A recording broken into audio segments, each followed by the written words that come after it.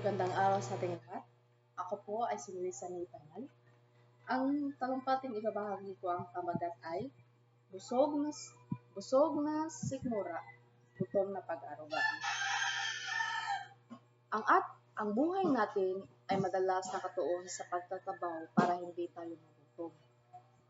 Masaya tayo kapag ang ating pamilya ay may sapat na pagkain, maayos na damit, at komportableng tirahan. Pero sa gitna ng ating pagsisikap na napuno sa ating mga sikmura, nakalimutan natin na may isa pang uri na gutom na hindi mapapawi ng kanin o ulam. Ito ay gutom sa pagmamahal at tunay na pag-aaruga. Ang busog na sikmura, gutom na pag-aaruga ay isang masakit na katotohanan sa maraming tahanan. Maraming mga anak ang may pinakabagong gadget, sapat na allowance, pero may isang kanilang mga problema na walang magulang nakikinay. Maraming magulang na pagod sa trabaho, pero nakalimutan na ang pinakamalagang kailangan ng kanilang pamilya ay ang kanilang presensya. Hindi lang sa kanilang padala.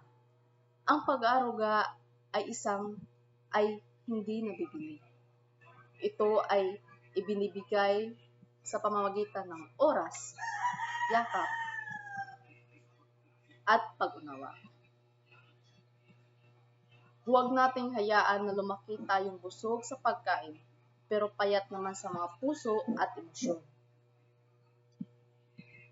Ang material na bagay ay nawawala. Pero ang malasakit at pag-aaruga ay mananatiling buhay sa ating mga alaala. Sikapin natin na punuin hindi lang sa ating mga plato, kundi pati na rin sa ating ugnayan sa isa't isa. Dahil ang tunay na kayamanan ay hindi pamilyang hindi lang busog sa tiyan, kundi punong-puno rin ng pagmamahal.